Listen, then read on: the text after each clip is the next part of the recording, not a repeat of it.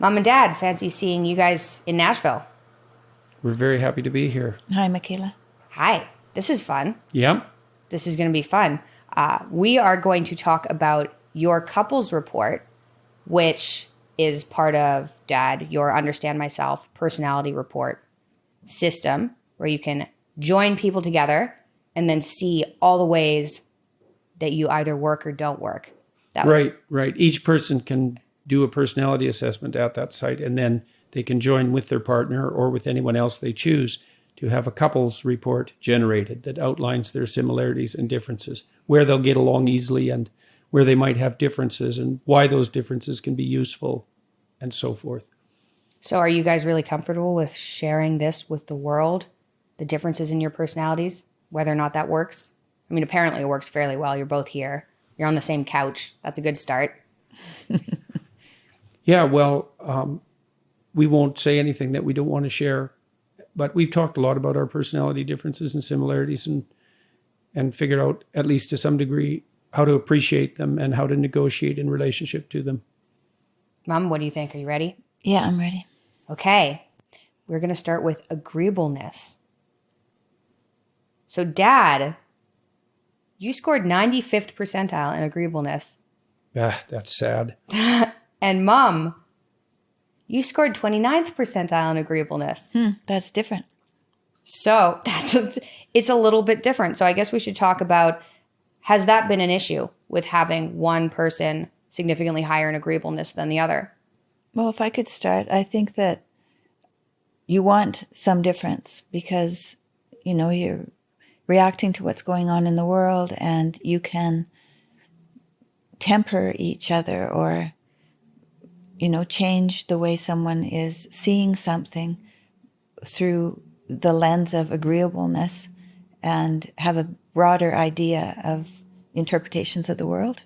So the utility for me in having your mom be more disagreeable than me is that I tend to give everyone the benefit of the doubt at a fairly broad level.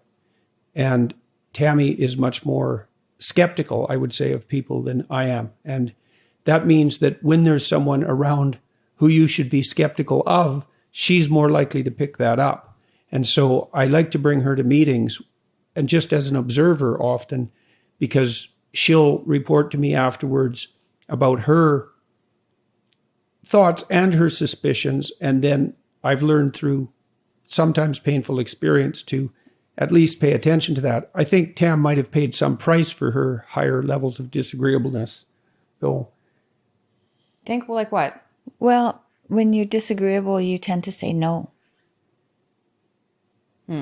Does that have anything to do with extroversion as well, though? Yeah. If you're enthusiastic, you tend to say yes. So, well, we won't talk about my enthusiasm yet. We're going to get there. Yeah, we're going to get there. Now, but I think it has something to do with me saying no and also wanting my own way. Stubborn. Yeah, I want my own way. Yeah, Here. Well, it also, it does lead to some misunderstanding because people low in agreeableness can be kind of curt and snappy. Not snappy, that's not exactly Blunt. right. They can be curt and blunt. They're less polite. And so if you want to know what someone thinks, it's really good to have a disagreeable person around, but it's not like they really go out of their way to smooth things out so that there isn't.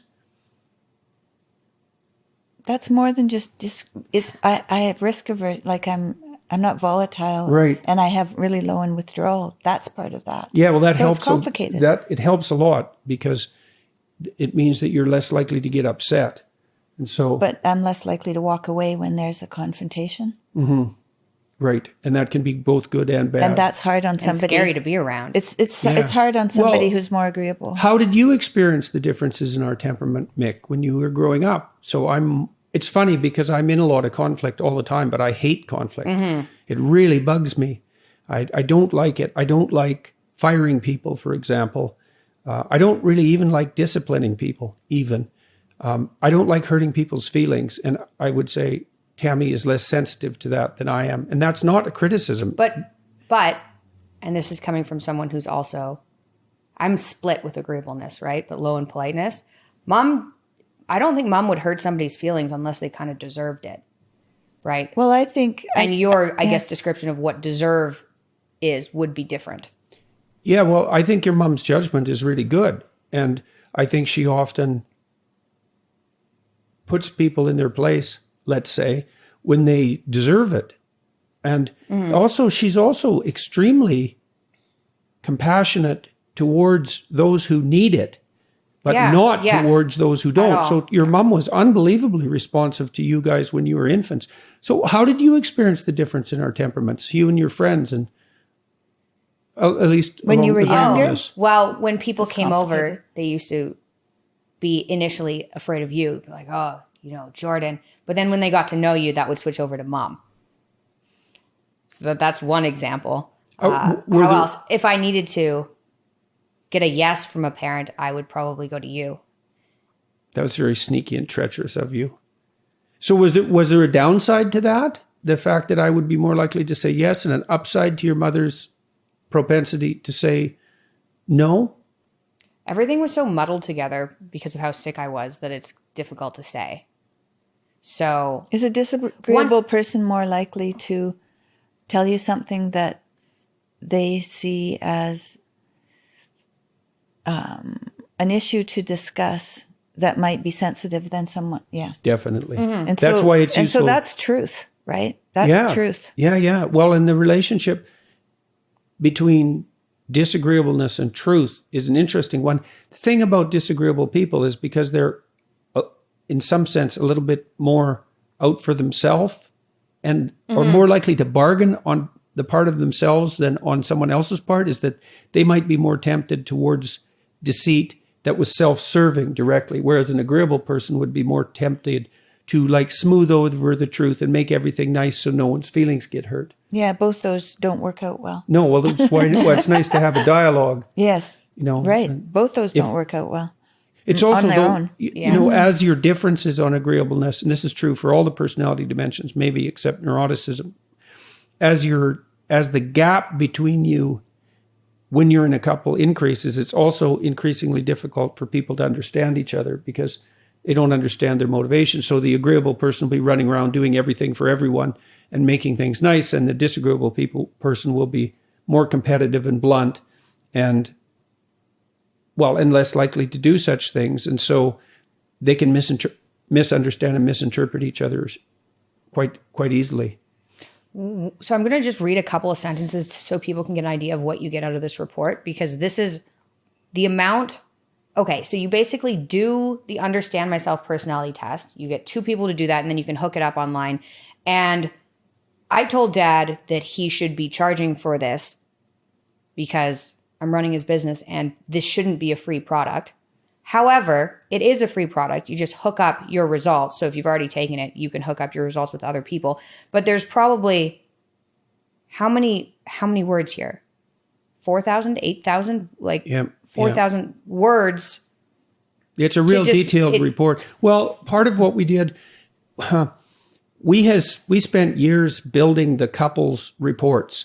There's probably 100,000 words behind it because there's 10 aspects that people are compared on. And then there's 5 different groups you can fall into, way above average, average, etc. And so the program generates the report based on your placement on a normal distribution, percentile, essentially. And so there's a tremendous amount of writing and work that went into this. It's the equivalent of at least 2 books, I would say. We were going to launch it with a relative fanfare, let's say, but I got extremely ill and we couldn't do that. And so we decided to release it anyway because we thought it was in people's best interest. And we're actually pretty happy with the sales. And so, but yes, it's a major feature. It's the only personality test I know of, and certainly the only scientifically validated test that actually offers people a direct comparison with a report based on that comparison between them and their partner. And we're hoping it'll be extremely useful for people because you need to understand that there are temperamental differences and you need to understand what they are. And then you need to understand and appreciate your differences and similarities and figure out how to negotiate them. Very complicated for people. So I think what we should do, because we're going to be seriously delving into this, I think I should kind of give a brief overview of what it's going to look like, and then we get into each trait. So we just looked at agreeableness. Agreeableness breaks down into compassion and politeness. So we'll do a comparison between agreeableness overall and then dad's compassion level, mom's compassion level, dad's politeness level, mom's politeness level. So when he said 10 aspects, it does the 5, openness, conscientiousness, extroversion, agreeableness, and neuroticism, breaks all those into 2 aspects and then gives you a comparison. It's a lot of information here. Yeah, and that's based on an instrument called the Big 5 Aspect Scale, which I developed with my students, particularly Colin DeYoung, who was lead author on that paper. And it's become one of the standard means of assessing personality psychometrically in the research literature, and also has been used by now tens of thousands of people online. So I think it's reasonable to say that it's the best personality instrument currently available in terms of the breadth and the detail of its coverage. And it's certainly the only one that offers this couples comparison. So do you guys think I should just like kind of burn through some of this and you can stop me? Yeah, well, you can just ask questions and yeah, that would be fine. So let's go to, so we covered agreeableness. Agreeableness breaks into compassion, politeness. Compassion, dad, you scored 96th percentile, and mom, you scored 48th percentile. So some of the information you get here, this is you. You are likely to be highly conflict averse because you'll be concerned about causing your partner negative emotion. Your partner, mom, is likely to be capable of engaging in conflict, and he or she will be a bit less concerned about causing you negative emotion. So that's one sentence out of, a large paragraph just describing the implications of compassion as a couple. So I'm going to just keep going, and you, maybe mom too, comment if you want to comment about what this kind of thing means. Dad. I had to learn to, I would say, engage in conflict, especially when it conflicts with compassion. I've been in a lot of conflict, and I don't find it pleasant, and I don't like upsetting people at all. It really bothers me. And but I did learn that conflict avoided is conflict delayed and magnified. And so it was a cross-temperamental learning process for me. I had to learn to work against my temperament in order to engage in conflict that was necessary when it was necessary. And so that conflict perhaps came more naturally to your mother or with less internal opposition. Yeah, I don't think it bothered me as much, but we always worked through our problems until we had resolution. And you were very persistent in making sure that we found our resolution. And I don't know exactly what that was about, if it had anything to do with your personality. Well, I think partly, weirdly enough, it was a consequence of my dislike of conflict. I thought, oh my God, we have a problem here. It's an actual problem. It's going to happen every day or every week or every month for the rest of our bloody lives. Let's hash it out right now, despite the fact that will make me sweat and raise my blood pressure and exhaust me. Because if we could actually negotiate our way through it and come to a solution, we wouldn't have to have a fight anymore. Yeah, and that worked. We went through our problems, and we still continue to go through our problems. We don't rehash stuff all the time. No, well, we made rules too. Like when we were talking about an issue, it might have been something as trivial as who was going to clean up the bathroom sink and how quickly after they used it.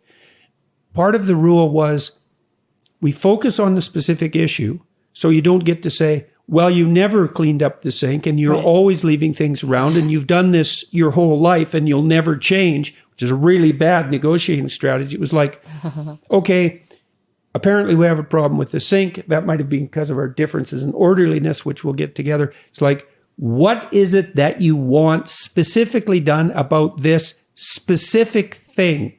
And then we would negotiate back and forth until both of us were satisfied. And we used to have meetings with you kids once a week. I don't know if you remember. On Sundays. I vividly remember. Vividly. Why do you like in a PTSD type of because you wanted to go out and play. I'm just kidding. Yeah, well, we'd sort out the week's responsibilities at this meeting. And the meeting had rules, which was, well, there's some jobs that need to be done. And everybody has to play a role in doing them so that nobody gets resentful and bitter. And you have to attend the meeting, although you can leave if you get upset, but you have to come back. And you have to abide by what you say, what you agree to. And so for don't the week. be too... For the week. So it wasn't a big ask, right? 7 days. But that's a long time for a kid. It is a long time. Yeah, well, and people generally don't have meetings of that sort. And one of the rules was, and this has been a rule that Tammy and I have used in our whole relationship, is like, do not agree to something you don't agree to. Because the worst thing is you negotiate out a settlement and the person decides they're going to implement it, but really they're resentful about it because they didn't want to have any conflict. And then they're crabby about it every time they do it, and they do a terrible job and they're irritated about it, and that lasts forever. So none of that. So that's a good rule. Do not agree to things you do not agree with. And if you're agreeable, you'll say yes, and then you'll get resentful. And that's the bitter and horrible underside of empathy. I could add to that too. Yeah. If you're in a situation where you feel like you have to say yes as an agreeable person, say you need some time. Yes. Because I use that trick. I mean, I'm way better now. Like, I don't have issues with saying no at all anymore. But when I was younger and more concerned about other people's feelings, I guess, I started saying, I can't make that decision right now. I'm not comfortable. You say, I'm not comfortable making that decision right now. Or can I have till tomorrow? Yes. Yeah, well, that's not a trick, I would say. That's a wise strategy. And we also learned in our relationship often to discuss things and then let both parties sleep on it. And if you go to sleep with the intent of further clarifying the negotiation, then you often wake up in the morning with something to say, that might also cause further conflict, but is part of the means by which you reach a peaceful negotiated settlement. I mean, Tammy, you remember when we were first together, we'd have a conflict about some deep thing usually. For about 3 days. Yeah, and then... Once a week. Well, and then, yeah. For a year. Yeah, more than that even, probably. No, that was for the first year. Yeah. Well, often I'd be trying to work through this, and it would be at night, and Tammy would say, I have to go to sleep now, which drove me crazy. I'd be up like persisting on the internal discussion. She'd be sound asleep beside me, which was extremely annoying. But she would very frequently wake up in the morning with something to say that was helpful, or with a dream that related to Well, those kind of pauses that you take when you sleep allowed me to reflect and find out what I may have brought to the situation, and that always helped. Yeah, well, that was another thing we did constantly too, which was to try to figure out how, I would sit on the end of my bed, and Tammy did this as well, when we were having a fight, and think, okay, what stupid thing did I do at some point in the lead up to this discussion that increased the probability that this would be unpleasantly conflictual and that's interfering with the solution? And man, if you ask yourself that question, you'll get an answer. And then you can offer that answer to the person. You can say, look, despite the fact that you're utterly wrong and that this is horrible and you should just listen to me, because that's what you like to think, you could say, well, here I figured out something I did that was not optimal or maybe outright wrong, and it's complicating it. And so, sorry about that. And you have to mean that. And if you have any sense, you do. And then we could progress. Yeah, that was a great strategy, because I think it not only deals with the situation at hand, but it deals with behavioral patterns that you've had since childhood that sometimes don't work anymore. And in the conflict, you can see the discord and you wonder what you may have brought to it. So then that can shed some light on past behaviors, and then you can update them. Yeah, outdated. Through the negotiation. Well, yeah, that's a huge part of what you're doing in negotiation, is that update. Yeah. It's also the case that if you concentrate on your stupidity, you now have a problem that you could solve, whereas you really can't solve the problem of your partner's stupidity. You can negotiate and you can discuss it, but really that's in their domain. So you should really pray to be enlightened about your own ignorance and limitations and error, because you can get rid of that with good faith and through negotiation. People are not good at negotiating. One thing too you can offer your partner, we did this a lot too, is like, okay, looks like I'm in the wrong here. What do I have to say? What words do I have to say to you right now that will satisfy you? And you might think, well, if you loved me, you'd know, or you should figure out the words on your own. It's like, no, I'm stupid. You tell me, I'll wander through these words awkwardly and artificially because I'm not very good at it, and maybe I'll get better at it in the future. You can give your partner that gift, right? You offer them conditions for your satisfaction. What do you want? That also forces you to specify what you want. You have to ask yourself, like, you're upset. Okay, what do you want? Well, I don't know. Fair enough. We can talk about it. And then maybe you identify if it's, well, I want you to suffer. And then that can pop into your head and you're like, oh, maybe I'm contributing to the problem too. Yeah, maybe. Right. Yeah. Okay, next. We're still in agreeableness. Yeah. We're still in agreeableness. You are high in politeness. This is my favorite aspect. And you are low in politeness. So you scored 85th percentile, Dad, and Mom's scored 16th percentile. Right. That's a big difference. Yeah, there's big differences. That's a big our difference in personalities. between us, yes. Yeah. And I noticed this often when we were fighting, arguing, because Tammy would say something so outrageous and impolite, and then she would top it with like another thing that was even more outrageous and impolite, and then with another, and they were usually, and impolite people can be very funny. They were usually so over the top that it would make me laugh, but it was that impoliteness that does cause friction in our relationship because she's more likely to be curt.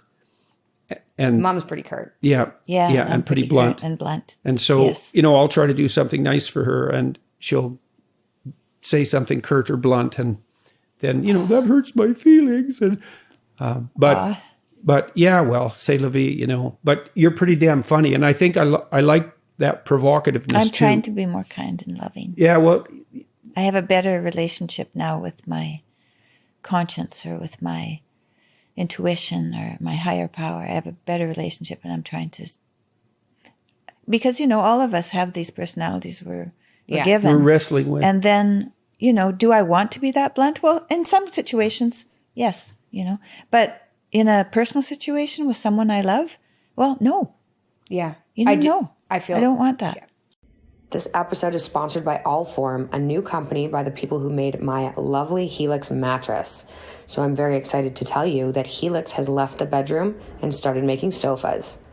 Allform creates super customizable furniture at a fraction of the usual cost. Allform has something for everyone. You can start small and buy more seats later on. They're delivered for free. They come with a lifetime warranty and 100 days for you to change your mind. That's over 3 months.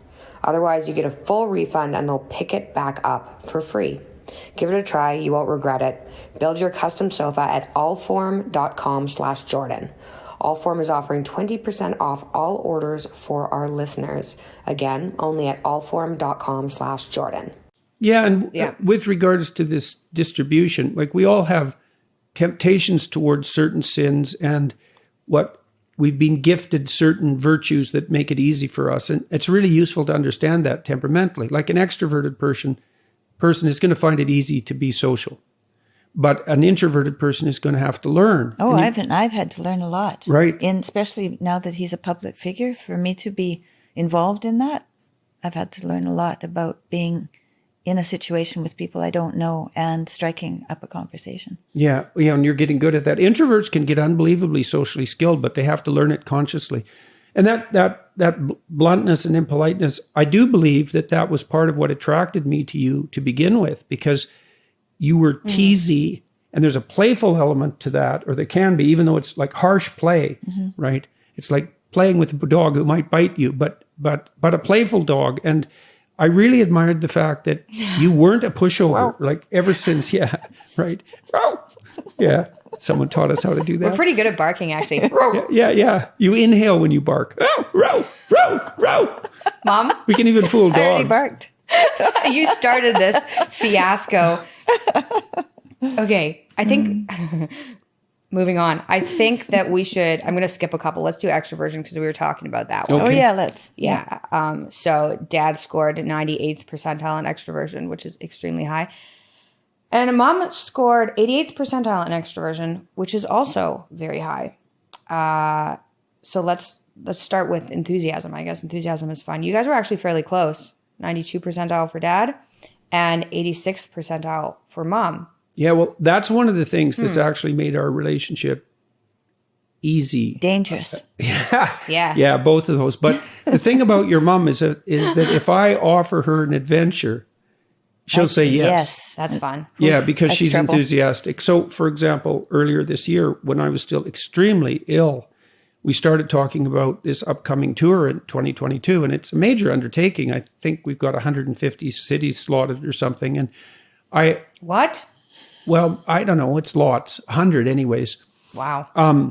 That's a lot. And I asked her if she wanted to do this because she seemed enthusiastic during the discussion with Creative Artists Agency, who is helping Crazy arrange enthusiasm. this. Yeah, and she just about died 2 years ago, and then like I wished I was dead for like most of the last 2 years, and we had no idea really if I was going to be able to manage this at that time, but we thought we better get on with our lives anyways. But your mom is always up for an adventure.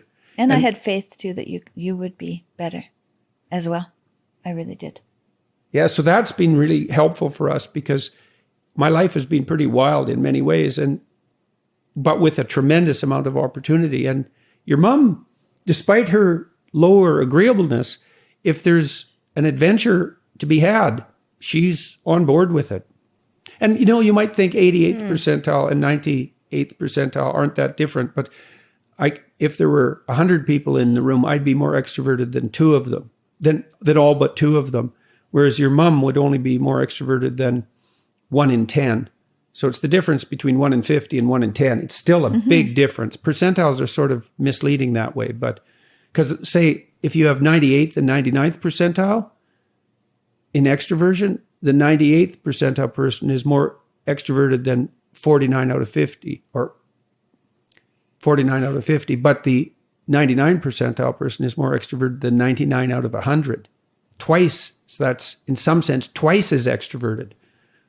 I scored 99. 99. Yeah, I scored 99. But I'm way less polite than you. And I think that has a lot to do with the differences here. Yeah, that's a temptation towards narcissism, that high level of extroversion and relatively low level of agreeableness. So you want that moderated by conscientiousness. I scored high in compassion. Yeah, well, that makes Like a difference 88. too. Yeah, that makes a difference too. Yeah. So, well, and we saw this difference in you and Julian because you could not tell us anything. You told us everything, and you always wanted to be around people. Whereas Julian was more reserved, and he was certainly, his proclivity, and his proclivity was to not tell us things, to maintain privacy. And that we could see that when he was 2. Yeah, we could see those differences are there extremely early. I was also a bit confused because you said tell the truth, like no matter what. Yeah, it wasn't a bad thing. We thought, Like too much truth. Mikhaila, you could keep some of that to yourself and that would be okay. Well, it's a tricky thing to figure out when you're not saying something because you're lying and when you're not saying something because you have a right to privacy. It's a tricky thing to sort out. Yeah. Okay, so extroversion breaks down into enthusiasm and assertiveness. We did enthusiasm. Assertiveness, 99th percentile, dad, and 81st percentile, mom. I didn't realize you were so extroverted. I guess there's quite a difference between 88th and 99th. Yeah. Yeah, and also you're extremely extroverted, and so by comparison, your mom looks less so. Wow. Yeah, that's just how Wow. extroverted you are. Okay. Yeah, well, there's a huge difference at the upper ends of the distribution. Like you think, what's the difference between 99 and 99.9? It's like, it's nothing, it's 0.9. It's the difference between 1 in 100 and 1 in 1,000. So if you're at 99.9 and you got 10 99th percentile extroverted people in the room, you would be the noisiest person. So, and that, Yikes. yeah, and there's That that doesn't diminish at the upper ends. Yeah. Yeah. And so assertiveness, I think other part of the reason why I can engage in conflict resolution is because I will talk about things as people may have noticed. Maybe. Yeah. Yeah. And maybe you also understand that having the conflict now, like you said, is going to prevent conflict in the future. And so it's actually more of an agreeable thing to have less conflict, which would be addressing it Yes, now. in the long run. Yeah. In the long run. But I find when I do my podcast, people sometimes criticize me for interrupting. And that's this extroverted assertiveness. When I'm listening to a conversation, questions are popping up in my mind like mad. It's part of verbal fluency. And like, I need to ask them. I need to ask them. It's a real impulse, and that's deeply rooted temperamental impulse. And I've always been unbelievably talkative, right from the time I was 2. I think they called me motor mouth when I was a kid.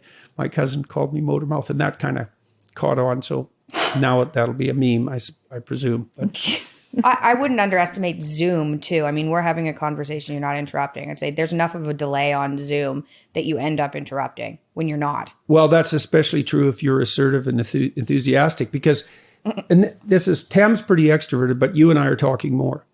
And the reason for that is that her lag to first utterance is maybe a half a second longer than ours. Ours is negative 1? Exactly. Yeah. Exactly. So I learned when we were disciplining the kids, I often disciplined you guys first. Assertiveness, likely. Neuroticism. Well, I don't think so, but very funny. But I learned that if I could just shut up for like 5 seconds, that whatever annoying thing was going on would annoy your mother, and then she would intervene. But if we just left it to the natural course of things, the difference in extroversion between us, at least in relationship to that, was enough so that I would end up doing most of the discipline. That wasn't, well. Is that what you remember? Yes. Verified. Verified, yeah, yes. Verified.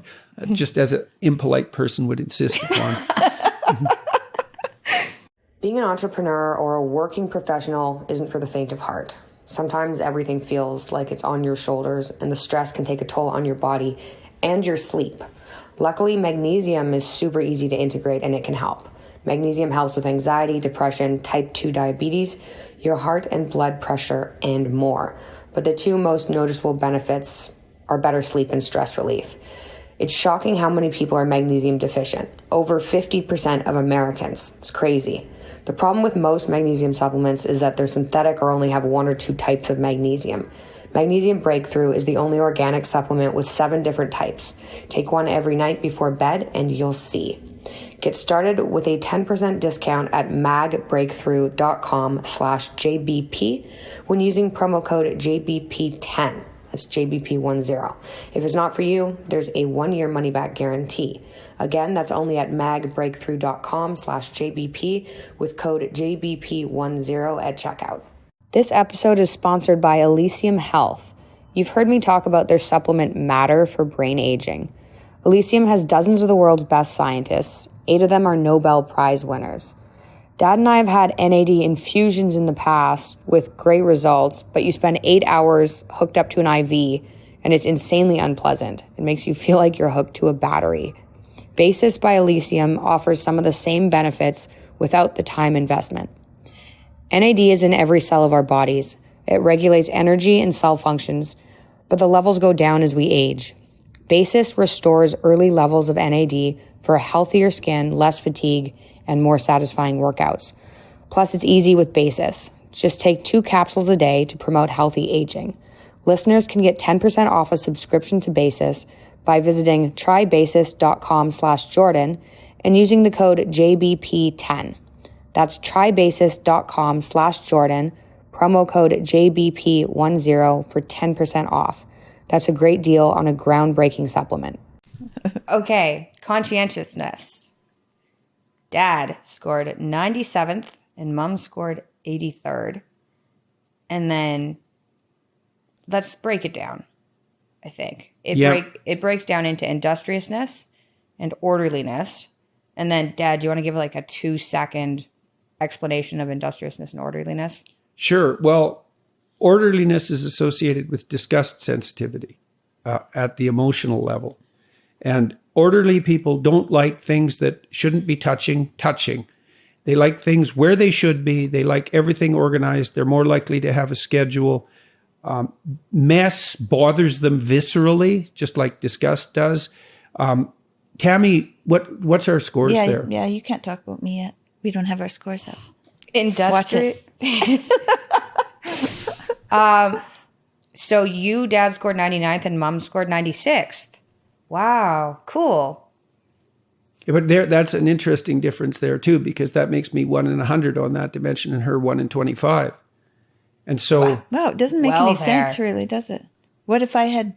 It would make sense if we 30%. showed... It would make Yeah, sense well, then if we there'd showed be a on the huge graph. difference. Then Well, you'd that's be 1 already in a 3. huge... Yeah. Right. And so, like, left to my own devices, I would just work all the time. Yeah. And there are lots of people like I could get a key that. and just lock you in there. Yeah. Well, we kind of did that in my office because we learned. No, I learned. You go ahead. You can tell that story. When you went to work, you didn't want to be interrupted, so I didn't interrupt you. So you could be there for hours and hours and hours. Yeah, and then I'm kind of fascinated by how you can do as much as possible in the shortest possible period of time. And that's always kind of a game for me, and that's associated with industriousness. I like to work. I would work all the time, pretty much. I'm getting better at leavening that with recreation, especially artistic recreation.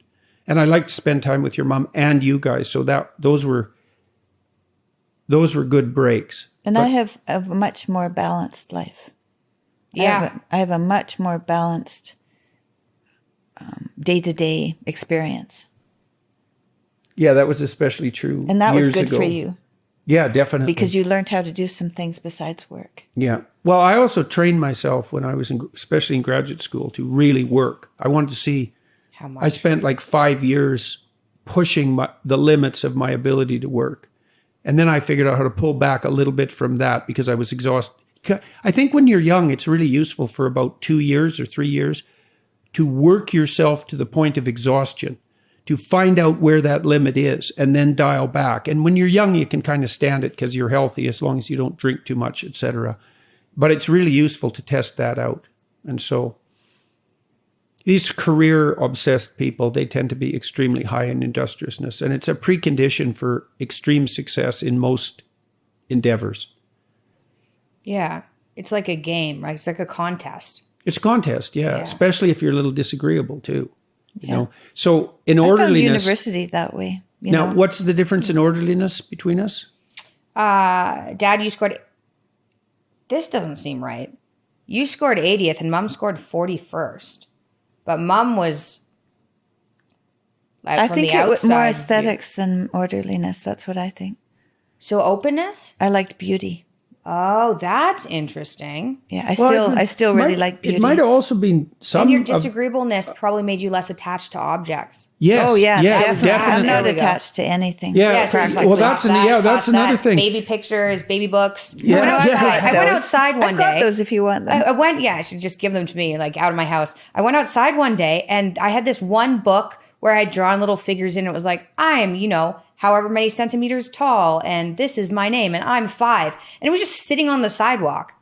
Mom was cleaning house. Yeah, like, yeah. what? Well, your mom, I think it is. She doesn't love me. I think it is lower agreeableness. I mean, Tammy's very Thank good goodness.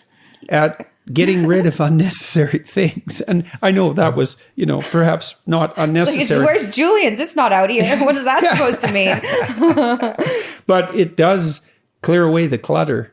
And Yeah. we've accumulated a lot of things, especially over the last few years. And your mom's ability to not get sentimentally attached to things unduly has been instrumental in us keeping our environs functional and hopefully beautiful to the degree we've been able to manage that. Yeah, I don't know how old you were when I got rid of all the large suitcases. We could only have small suitcases, and you could only take that much stuff no matter where you were going or how long you were going for. And that was part of it was cluttery to have. We didn't have room for big suitcases. Okay, no more suitcases. Yeah. Yeah, they tour, just so people know, with a carry-on. It's very impressive. These outfits, carry-on. Okay, let us continue. Do you know what the stewardess said to the vulture when he tried to bring 3 bags onto the plane? Only 2 carry-ons allowed, sir. Yeah. I sent that to Reader's Digest, and I got $100 check for it. That makes the story so much better. Yes, it does. Yeah, well, I really liked Reader's Digest when I was a kid. It was a good magazine. Oh, so did I I. remember seeing that it was written in there for you. Yeah. Wow, I bet people are going to scrambling to get their hands on those now. We should have some of those. Okay. Anyway, just try to make money just in any way possible. Okay. We covered extroversion. Enthusiasm is fun. Assertiveness. Enthusiasm, that means to be possessed by God, by the way. Enthusiasm, that should just say fun instead. Yeah, Enthusiasm it's a or lot fun. of positive emotion, and Yeah. extroversion is the positive emotion dimension, and Although, extroverts are fun to be around. I used to think that enthusiasm meant somebody knew what they were doing, but now I know it's just enthusiasm, Yeah. and I can discount it. Them being like, that's a great idea. Yeah, That's a it's great like, idea. Here's the plan. Let's do it. Yeah. Fantastic. Yeah. We're like, oh, wow. Okay. You're Yeah. really into this. That's why you Like, no, need you're into everything. Yeah, exactly. Every idea is good. Yeah. Yeah, well, too much enthusiasm makes you manic. I've had that issue a bit. Yeah, it makes you manic. That's that. So every trait pushed to its extreme can degenerate into a pathology, and that's true of all of them. You might think you can't be too creative. It's like, oh yes, you can. You see patterns everywhere, even when they're not there. So, and it's very difficult for highly creative people to catalyze an identity because they're interested in everything. That's different than being enthusiastic about everything. You can be interested in everything without thinking everything's a great idea and let's get on it. Or you can be both. Extroverts are impulsive. So, And fun. yeah, well, and it's certainly the case that you can have too much fun. One of the things that was painful about having children was the realization of how much time you spend disciplining them because they're having too much fun, because they run around and, they get too excited and then they wear themselves out, or they trip over things or bump into each other. It's like, settle down. And you think, I'm educating my children not to be happy.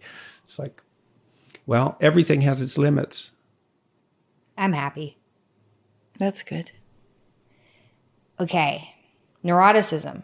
Actually, first, quick question. What happens in couples if you have one person who's super extroverted and one person who's not? Because that to me my seems mom and like... dad, my dad was probably as extroverted as you guys, because he was Grandpa's. super extroverted.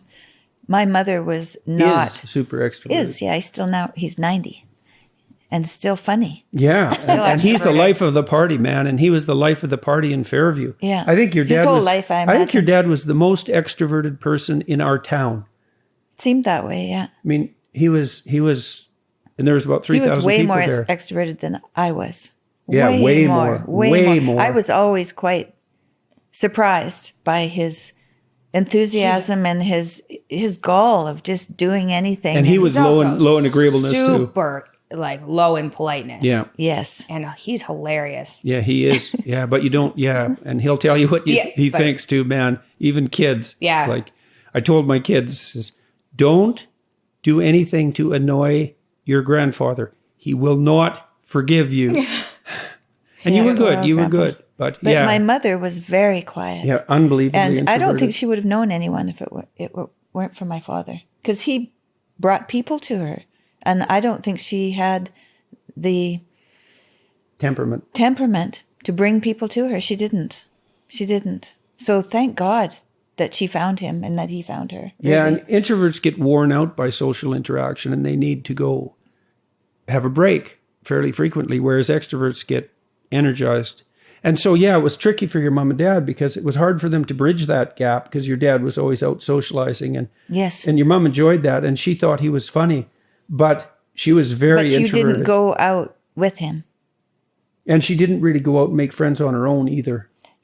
Through sports, and that's something that she did, was sports. Even though she was introverted, she could act out something, Open. but not, maybe more open. Yeah, because that can sometimes override it, right? If you're an introvert, but you're high in openness. Well, she was actually a good athlete too, so that helped a lot. It was a domain of competence for her.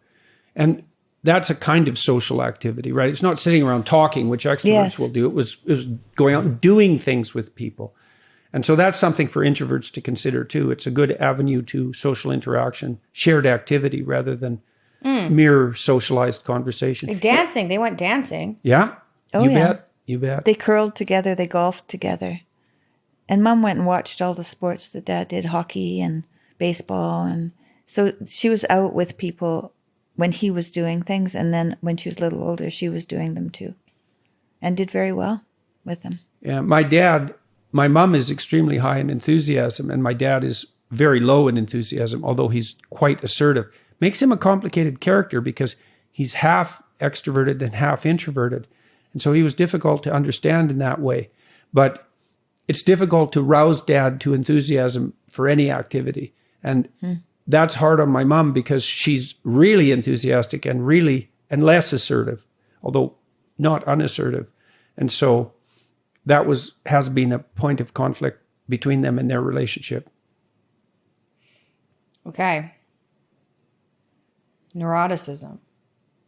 So you scored 74th. Yeah, I was probably still pretty sick when I took this test. And I've done this a number of times throughout my life. I know it says clearly on the website, you can only take this once, which is terrible marketing. Yeah, I don't think that's true either. I don't think it's true. You go through life changes, you can do it again. Right, but there should be a gap between the times you take it. Yeah. Oh yeah, you can't just repeatedly take it till you end up with the personality you don't have, but you want. Yeah, for sure. Well, that's really why we built that caution in there. Let's just say just don't cheat. If you just repeatedly answer the questions honestly, because I did this when I was young and it was pretty much the same, but when my depression went away, my neuroticism plummeted. So the withdrawal aspect too, but also the volatility went way down. Depression is a modulation of your neuroticism in some sense. And so it's always been difficult for me to answer the neuroticism questions because when I'm healthy, I'm low in withdrawal and I'm low in volatility. But when I'm unhealthy, well, both of that mounts up. And so then the question is, because I've had some repeated bouts of depression, the question is, well, who are you? And the answer is, well, it depends on whether or not I'm depressed. Yeah. And so it's hard to answer. But I think, and this is, you can tell me if this comment is wrong, but I think people can get along with a variety of different personality traits, right? But if you have two neurotic people, I'd just try and find, I remember seeing my score, and my score in neuroticism was like 90 something. I was like, okay, there's certain personality traits I want in a mate, but I definitely can't be with another neurotic person. Well, women initiate about 75% of divorces. And there are multiple reasons for that. What one reason is that women are higher in trait neuroticism. They're more sensitive to negative emotion. So they feel more units of negative emotion subjectively per unit of stress. That's a way of thinking about it. And so they get unhappy faster. Now, why is that? Well, the jury's out on that, but some possible reasons. It seems to kick in at puberty because it's not true for boys and girls.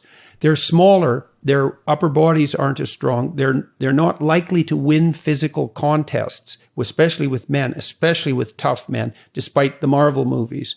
And so the world is more dangerous for them in some sense physically, but I think more importantly is the fact that they are going to bear primary responsibility for dependent infants. And if you have an infant depending on you, you should react to the world as if it's more dangerous than you might if it was just you navigating through it. So now the downside of that for the people who have to live with women and for women themselves is that they're more likely to get upset. They're more likely to make a big deal out of something. Statistically speaking, there's plenty of men who are more neurotic than plenty of women, but on average, that's the case. That's just the worst. I'm just going to put it out there. That is the most. Yeah, well, it's useful for men to understand this, because women. I got Mom. Oh, Mikhaila. That's extroversion. Talking away and then realizing what she's saying. Yeah, that's for sure. Did you know, side note, shying away from this, have you heard of the vasopressin and oxytocin for bonding? Mm-hmm. Which is really interesting. So vasopressin is released when there's stress.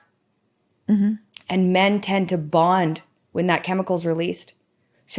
Which isn't that interesting? So you can stress out a man in a situation and that'll increase bonding. Reconciliation. Bonding, yeah. It seems to. But for women, it's oxytocin that's really involved with bonding. So what you want to do for a woman is make her feel safe. Yes. So it's interesting. Isn't that interesting? Mm-hmm. They did a bunch of studies on voles too, shot them full of oxytocin and vasopressin to see what happened. Yeah, that's very interesting. But that's so cool. So you can be more neurotic. You can get away with being more neurotic as a woman if you're with a man who's more stable.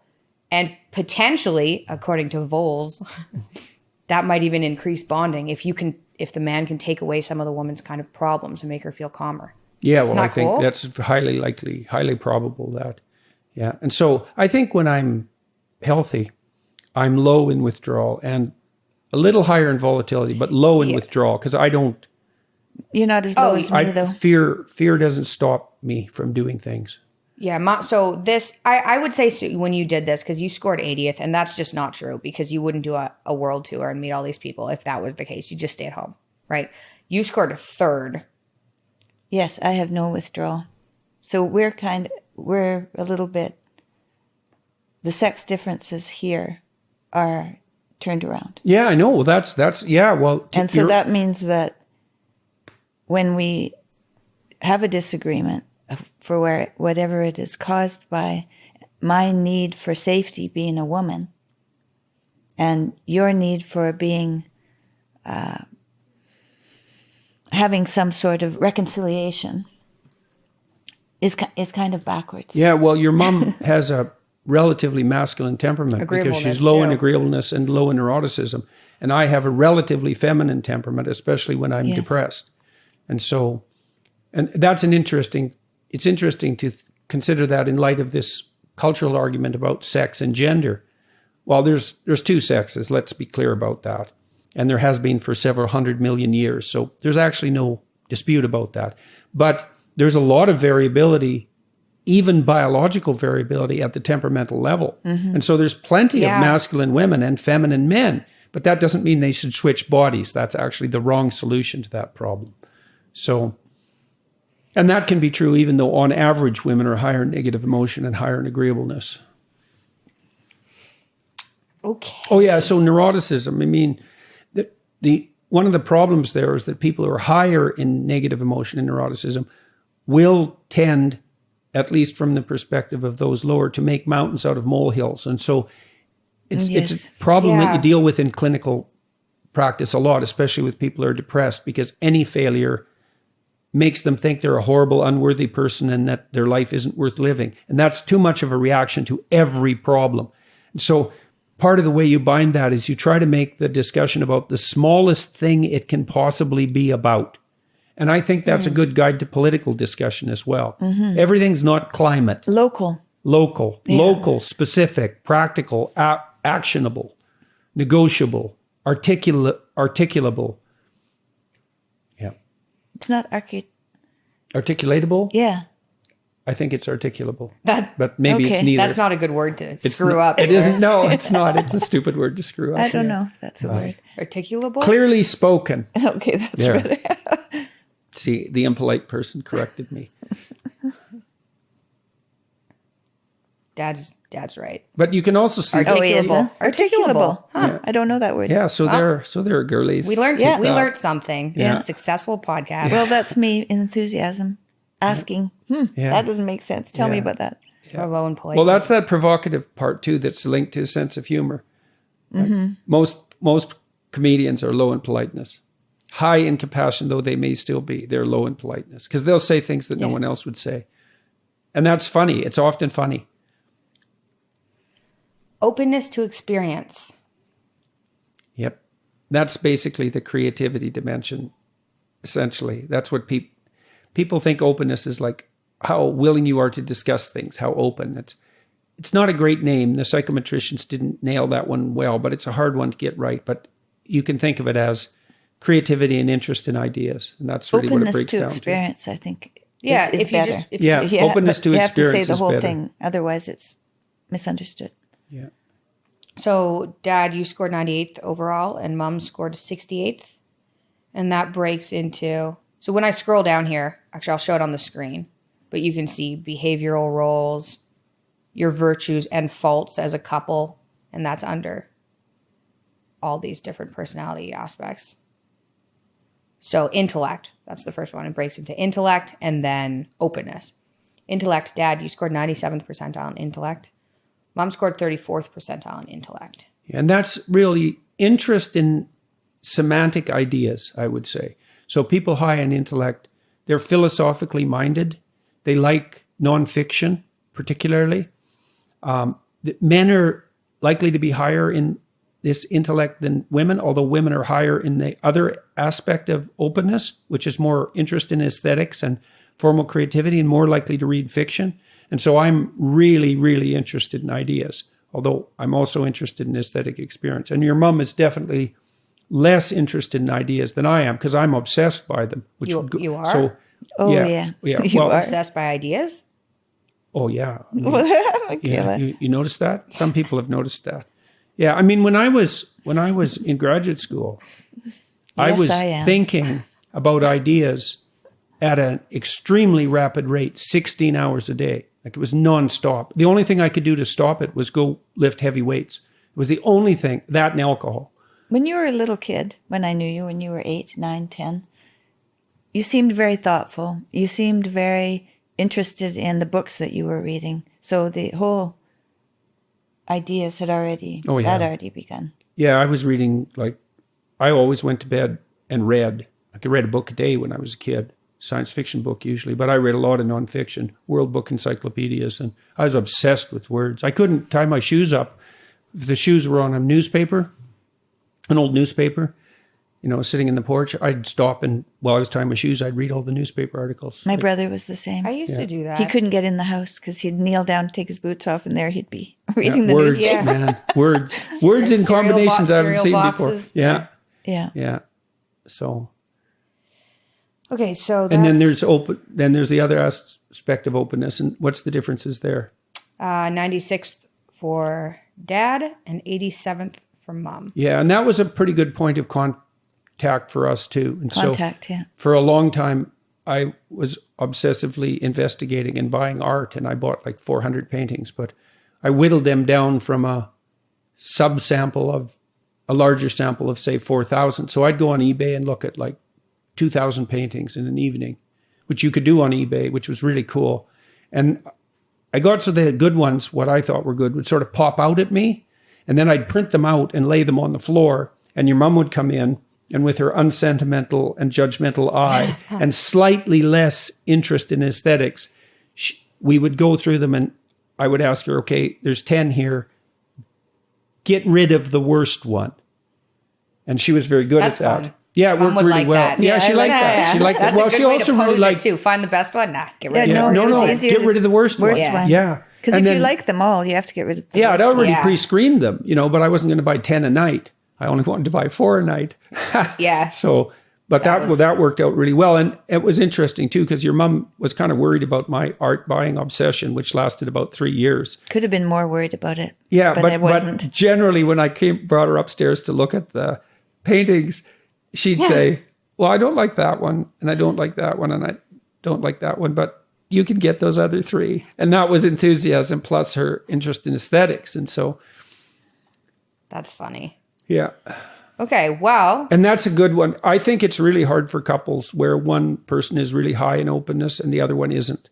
That's a hard gap to bridge, man, because the one person is going to be really interested in ideas and in art and literature and music and all of that, all of the whole artistic realm.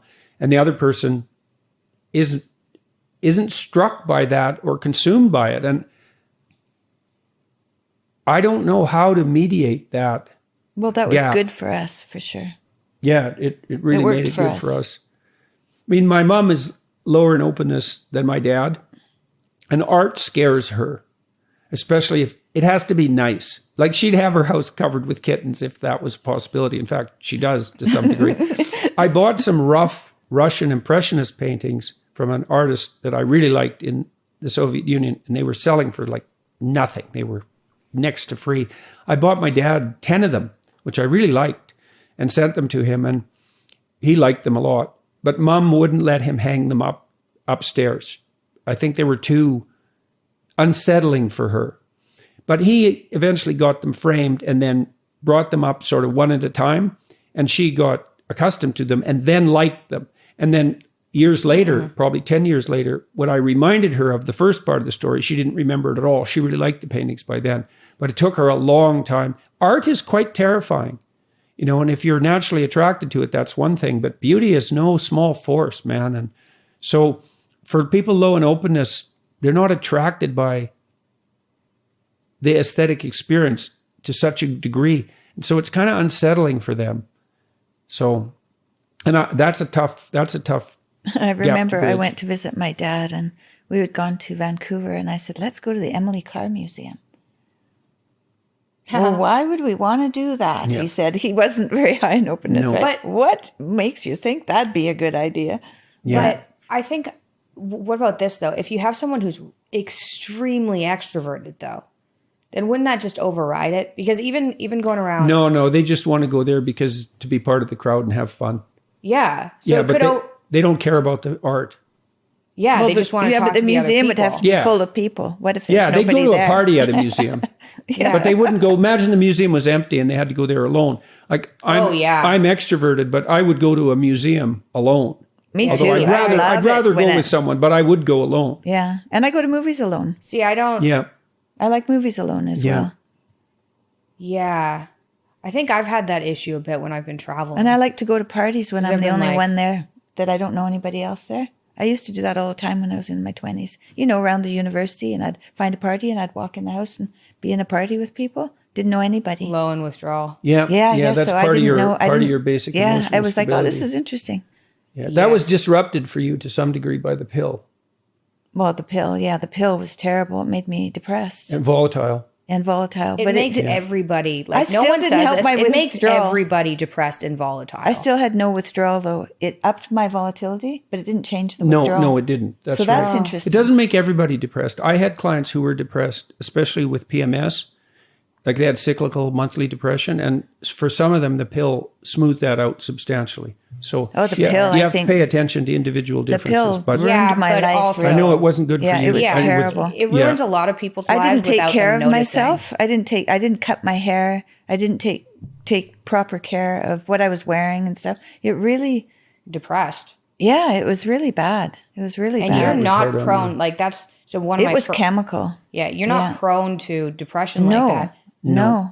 So- Rebecca was like unbelievably bubbly, not prone, I would say, at all. Mm-hmm. Same thing as soon as she went on the pill. She was crying every day. Yes. That's a massive difference. And Yeah. people are I'm not happy with that. People are put on that when they're like 14 for safety, when your emotions are all topsy-turvy anyway. And they're like, and then it takes a couple weeks to make you depressed, so you don't really notice right away. And Mm-hmm. then you're on it for 10 years before it's like, oh, you know, or longer, 15 years, because apparently it's safe to take forever. Anyway. I started taking the pill when I was 16 years old. I definitely had way more trouble with my parents for the last 2 years of high school. So I think I changed dramatically.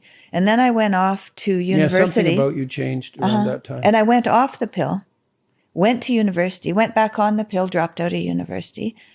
And I was, meeting Well, boyfriends. So I would take part in goal-directed activity when I was not on the pill. And then as soon as I was on the pill, I'd drop everything. Well, It was terrible. After Mikhaila was born, No, Julian. yeah, that's right. After Julian was born, we were getting along pretty well, and you went back on the pill. And I went back on the pill when Julian was a year old. Yeah. And Oof. I was a completely different person. I was a completely different person. And luckily someone came to visit who said the same thing happened to her.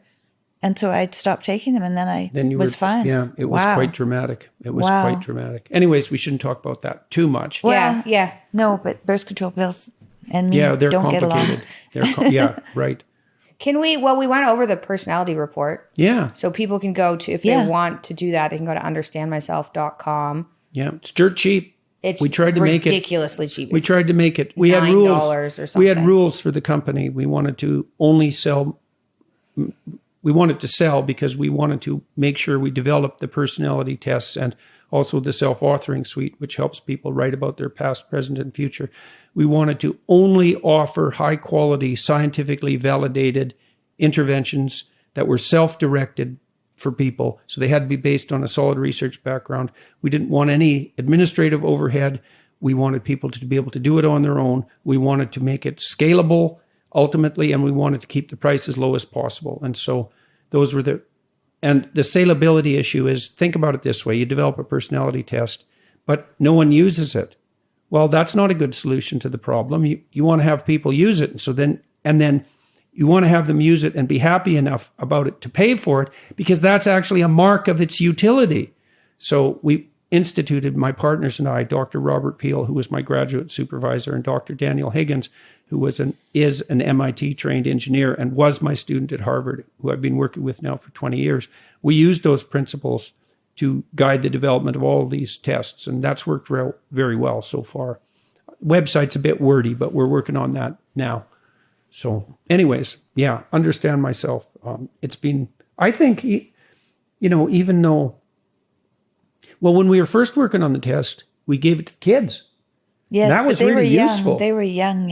Yeah. Grade 6, Yeah. 5 or something. I remember that, like super young. Yeah. You had to self-score it. Yeah. And I realized, because it didn't work for them at all. They were Mikhaila too and young. I would get into tussles now and then. And I realized after reviewing her personality scores that it wasn't because she was low in agreeableness, because I thought she was pushing back, but it was partly because she was ill. She was volatile. And so she'd get upset when we were discussing things, not because she was rebelling or pushing back, but because she got upset. And so I tried to learn when she was upset, not to get upset about that in return, but to give her a hug or a pat, and to understand that it was emotional upset rather than a motivated rebellion. That was really helpful. And I learned too that Julian was extremely easy to get along with. And it although wasn't because he was agreeable. Yeah, and it wasn't because he was agreeable, because he's not agreeable, but he's really emotionally stable, really low in neuroticism. And so, when in retrospect, I thought, well, that makes sense, because if he said no, you couldn't get him to do it. Like really, when he was a little kid. When he was a little kid, he used to say yes in school sometimes, but not do it. He Yeah, just that's didn't the want other to thing be he did. bothered Yeah, by that's the right. people who Yeah, were yes, asking shut him. up. So I had to explain to him. I said, there might be other kids who want to do this. You've said yes, you've got the right to do it, but now you didn't do it. Someone else didn't get to do it. So just say no and get on with it. Well, now he just says no very easily. Yeah. When he was That used to confuse me. Like, confuse me. Hey, can you help with this? No. Yeah. What do you mean you can't? Like, I don't really want to help with this either, but I'm helping with it because the other person needs help. You're just saying no. What are you doing? Sitting at home? Like, I want to be sitting at home. When he was about 11 months old, he had this tippy cup, and we'd fill it with water or milk and give it to him. And he used to make dots everywhere with it. And when that was milk, that wasn't such a good thing. So we tried to get him to stop doing that. And we finally had to take the cup away, because there was no way he was going to stop doing that. And he was only like 12 months old, 11 months old. And I had a battle with him one time when he was learning to feed himself, because he had taken the spoon from his mom. He wasn't going to give that goddamn spoon back. And then he wasn't eating, because he'd just eat a bit and then he'd play. He was playing hockey. Yeah, he was playing hockey, that's right. With his spoon. And then he was getting too hungry, and then he'd get crabby and he wouldn't nap. And then he was upsetting his mom. And I thought, all right, kid, I'm taking that spoon back because I'm going to feed you. And it literally took me 3 hours fighting with this like 10-month-old kid. It wasn't really a fight, though. It was really ingenious. So he'd poke him in the shoulder a little bit, and Julian would be sitting there with his mouth shut. Yep.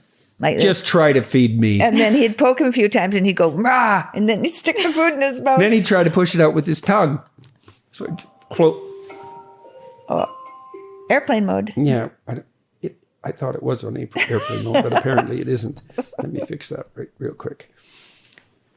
So it got so intense, this fight, that your mom had to leave the room because she couldn't tolerate the conflict. And it was making me sweat too, but I thought, there's no damn way this 9-month-old kid is going to win. I was patient. Like I'd learned at that point when I was disciplining you kids to not get upset. It was just like, no, on the steps with you. You stop doing that. When you're willing to behave like a civilized human being, you can come back. That was the rule, right? Do something disruptive. Words. Yeah, you remember those words. Well, you were pretty easy to discipline because... Very easy. Yeah, very easy. We should have known you were agreeable yeah. right then. All we had to do really was say no. And we didn't even have to say it very harshly. You just stop. I think I scored 50th percentile because the compassion was at 88. Okay. Politeness is at like low. But Julian, when we used to put him on the steps, man, he would just sit there and rage, like his fists clenched, his jaw He'd say, "Are you clenched, ready yet?" He'd say, "Not yet." But he was trying to get working himself through under it. control. Wow. And yeah, we'd go over there. And he was very young. I remember just being sad. Are you ready to get off the steps? No, I'm not ready yet. And then he'd get himself under control. It was really interesting to watch him build that internal apparatus to control that. And he got extremely diplomatic because he was so disagreeable, but because we were disciplining him, he would just worry that edge, like, how much can I get away with? Exactly, precisely, right now. And your mom and I would watch this because, especially if he went to daycare and interacted with some kids who were full of tricks, he'd come home full of tricks, He'd try them out. Let's try this out, see if it works. And so Charlotte does that. Yeah. They get Well, infected by other people. It's a sign of that Yeah, like, imitative who are instinct. you? Yeah. It's like that. No one likes that kid. That's right. Stop being that kid. Yeah. And so Tammy and I would talk because we tried to present an integrated disciplinary front. We weren't going to let you kids play one of us against the other, although I imagine you'd managed that some of the times. And we'd say, okay, Julian, he's getting out of hand here. We're going to crack down on him for 2 weeks. He doesn't get away with a whisper out of line. And so we'd really attend to him, right? Watching it. If he ever did anything out of line, it was like, stop. And what was really interesting, this was so interesting. Every time we did that, he liked us way more. Oh, yeah. Yeah. He would It come was for so attention interesting. way Yeah. more. It's not It was so- chaos, right? They've Right. got some boundaries. They're not just like, well, how far can I go? Yeah. Oh, I Where have are a the story. walls? I have a story. Yeah. So when we were in Boston, I was taking care of these little kids one afternoon. Someone's care worker had a car accident and they didn't have someone to take care of him. And I had your friends that used to come over and play all the time. So I had this troop of kids in the house. And so this little guy came in and he was about 3 years old. And his mom said, "Don't worry, he won't eat anything, but, just keep him for the day." And I thought, well, that doesn't make any sense. So at Don't worry, he lunchtime- won't eat anything. Yeah, so at lunchtime we sat down, we had chicken pot pie, and you guys knew that you had to eat, and so did the two kids that Yeah. always came. They knew they Yeah, had except to that eat. one kid, he would only eat hot dogs at home. Mitchell? Yeah. Oh, was that right? Yeah, but he ate Oh, I didn't everything know at that. our He house. probably It knew quite what was funny. up. Yeah, Hot dog sorry, guy. Oh, I didn't know that. Yeah, keep going. Tim. Anyway, this little kid sat down and he wasn't going to eat anything, but we did the same thing we did with Julian. Yeah, except I used more reward. And then he would So- eat something and we'd go, "Good boy, pat, pat, So pat, pat, pat." we tried to feed him something, eh? Yeah. And he was about 4. He might have been Oh, 4. He might have geez. been 4. We tried to Yeah. feed him something, and he'd go like this. Yes, and I that's thought, right. well, that's what Yeah.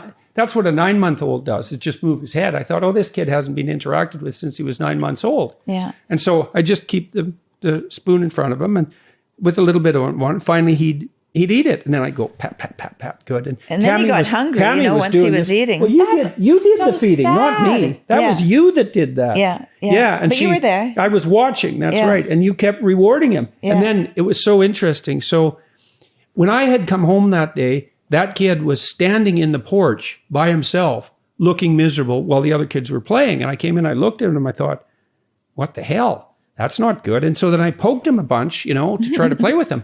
And he just went like this. He was sullen and he had no idea how to play. And so that was really sad. And then lunch was after that. Anyways, Tammy fed him and he got right to the bottom of the bowl and finished it. And she said, "Look, you finished it. Look what you did." And he just lit up into a huge smile. Oh, that's going to make me cry. Yeah, it's That's worse. so It's sad. worse. It's worse. He wasn't Well, then- toilet trained yet. Yeah. He followed Tammy around for the rest of the it's day terrible. like a puppy. Like he was right on her path. And then Yeah. When would- we sat down, we used to go downstairs and watch Disney, and he sat on my knee. he climbed right up on her and grabbed her like that little monkey clinging to the wire mother in the famous experiments. And then, Jesus Christ, his mother came home and came Oh, downstairs no. and she saw this kid clinging to Tammy and she said, "Oh, super mom," and grabbed him by the hand and left. It's like, That's a horrifying story. yeah. Well, she was a psychologist too. So just to put another I think twist her on husband that was story. a psychologist. Okay, whatever. Yeah, they no, were he psych- wasn't. Yeah. Yeah. Anyway, I hope that day was enough to really help him Yeah. some. Well, Yeah, at least right. he- Or just make them hate you. yeah, and take it out on the kid. Yeah. Yeah, which they definitely would have. It's like, how dare Wow, it you was show attention when you remarkable to won't see. show it? It was something, man. Yeah. Well, one of the kids we babysat there too, this kid, the one that wouldn't eat anything at home, he was actually a pushover, this kid. He wasn't tough. He was lovely. He was a nice kid. But one day he had a temper tantrum in our house. And he could have a temper tantrum till he turned blue. He would hold his breath. Till he turned blue. Then pass out. Try that at home, folks, and see how much willpower that takes. Well, he was having a temper tantrum in the kitchen, and he held his breath and turned blue. We just left. No, we put him on the stairs, and he woke up on the stairs. And there's no one around. It was like, oh, that was a lot of work for nothing. Anyways, he didn't have any temper tantrum. People could do that. Oh, yes. Well, I didn't know that either. Kids can do it. It's amazing. Yeah. It shows you how much will there is there, you know. Mm-hmm. And you want that will directed and disciplined and all of that. Not spent on passing out. Yeah, exactly. Yeah, not spent on counterproductive activities. Okay. Yeah. Well, we went through everything. Okay. What do we want to do now? We can talk a bit about the United Disciplinary Front. I mean, Tammy and I agreed that we were going to discuss our disciplinary strategies and implement them and watch each other, you know, because you need two people to do that because sometimes you're in a bad mood. We didn't really disagree on that very much at all. No. Just so I know, just like we could clip this or something. This is just how to work with your partner to discipline properly. Yeah. Well, and one of the advantages to that, and so we didn't let you kids, and this I turned this into one of the rules of my book, first book, don't let your kids do anything that makes you dislike them. And that was a rule in our household. It's like, we're not going to dislike our kids, period. We're going to not only love them, which kind of comes along for the ride, at least to begin with, but also like them. And so we never let you guys do anything that made us displeased with you for any length of time. And one of the great advantages of that was that we could take you to restaurants even when you were very little. And so you were much less of an impediment, so to speak, to our social lives than you would have been. Otherwise, we could only keep you in the restaurant for about 45 minutes to an hour when you were little, you know. Scarlett. Have you seen her in restaurants? Yeah, she's great. She sits there for 2 hours. Yeah, she's great. Yeah, Scarlett's very socially appropriate. Well, she doesn't have any sugar in her diet. That helps a lot. I think, she's not hyperactive at all. Yeah. No, she doesn't have a neediness to run around. Yeah, but you've done a good job with her. But she's playful. Thank you. She's very playful. She's very alert cute. And she's very socially appropriate. And that's such a gift to give your kids because then people used to come over to our table all the time because they'd look askance at us when we came in with little kids. It's like, oh my God, this is going to be a terrible show. And then you'd sit there like civilized human beings for, up to an hour. And people would come over and they were smiling at you and looking at you in a pleasant way, really positive reinforcement for you guys. And you got to come with us to other people's houses often because you were well behaved. We got invited back. Yes, that's right. We got invited back. Yeah. If you go over to someone's place with your kids and you don't get invited back, well, it's probably either you or the kids. Well, it's definitely you. But we had if it's the kids, it's also you. We had times in restaurants in Boston. Oh, you'll remember this one. In Boston, where you would misbehave in a restaurant. I'd just take you outside. Often it was winter, and we'd just stand there. It was like, okay, kid, here's your options. We can stand here in the cold, which I can probably tolerate more than you, for as long as necessary, or we can go back into the restaurant and act like civilized human beings. What do you want? Restaurant, please. So do you remember the time in Toronto? I don't know if it was you or Julian, but I think it was Julian. We went into a donut shop to get a donut, and he was misbehaving in some manner. So I just went outside with him. No, I put him outside. There was twice. Oh, there was twice. I put him outside. I was sitting right in the booth. I put him outside. It's like, you can stand out there till you're a civilized human being. And this woman she got so upset about that she literally, once he came back in, she literally went outside and put her butt against the window and shook it back and forth. That's right. And then laughed. It was like, how dare you try to make your child, act like a civilized human being so people like him. Yeah, it made her very upset. That's a nice show. Uncomfortable. Being upset. Yeah. I remember one horrible. Thank you. Thanks, Dave. Thanks, Dave.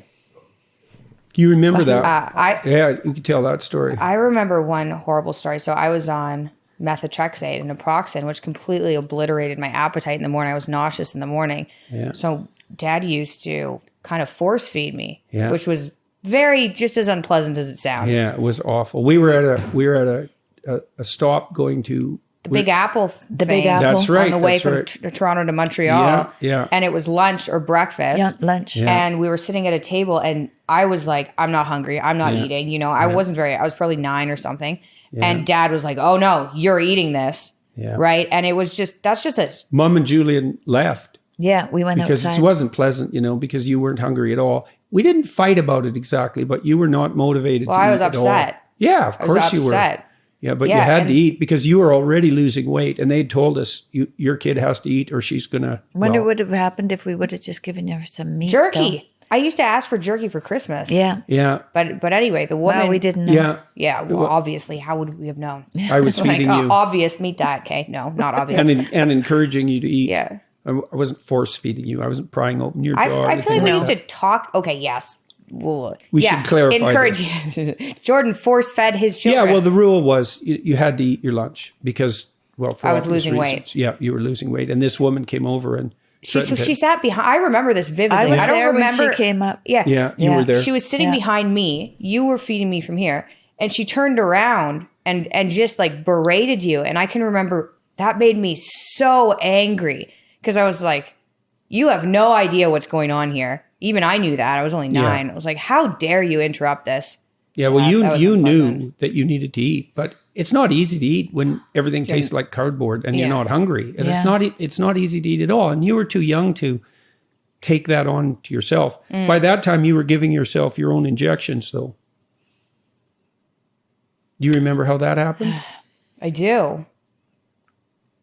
I remember I missed this whole Simpsons episode. Oh, yeah? Yeah. So, Here's do you remember? Simpsons. Yeah, I can remember like having the needle and being like, ugh, can't do it. The Simpsons playing So downstairs. Took me Mikhaila the entire you had to have a needle how often? A day? twice a week. Twice a week. And so we were administering it, but that was scary for her because needles are scary for little kids. But, Yeah. So it was we- also the alcohol made me nauseous. Mm-hmm. And because the methotrexate had made me nauseous in the morning and it was yellow when I was swallowing it and the injection was yellow, I had nausea associated with that color yeah. yellow. Mm-hmm. So when I gave myself the injection, it'd make me nauseous because I'd already associated nausea with yellow. It was just, Yeah. So I used behavioral techniques with Mikhaila to help her learn to inject herself because we thought it would be better if she had control over that. And so she was motivated by money, and she still is. And she knew what money was by that point quite. sour keys. Yeah. Yeah. She knew what it could be exchanged for. And so I told her that if she could do the injection, I would give her $50. And that was quite a lot of money at that point. And so she sat for 40 minutes, I would say, on the stairs with that needle poised to inject and fighting with herself. And Kitchen table. And then kitchen table. And then did it. And then I think the next day it was, I'll give you like $40, but you have to do it in 15 minutes. And then we whittled it all the way down to 5 minutes or $5. It was $5. I got $5 every time I gave myself an injection. Yeah, for a long So time. I was like 17 or yeah. 16 Well, we or wanted, something. we wanted to sort of balance the scales a little bit, but you were extremely good at it. It was way better. It became, part of the daily routine. It wasn't a big deal. You weren't afraid of it anymore, and it was under your control, little which bit. really needed to be. Well, yeah, you should be. It was a little lot bit. better, though. It was a lot better. Yeah. Yeah. As good as that can be. Yeah, it was as good as it can be, and sometimes that's enough to make all the difference. Well, is there any, I have more questions, but we've been going for an hour and a half, I think. Is time to wrap up? Yeah, that's pretty We good. can always do another one later. Yep. Okay, well, that was fun. Yeah, we can see Yeah, how that was people fun. react, and if they have questions, then at some point we could answer specific questions about relationship difficulties along the given traits. Yeah, that's a good idea. That sounds good. Well, thank you guys. That was fun. Yeah, thanks, Mick. Thanks, It was Mick. fun.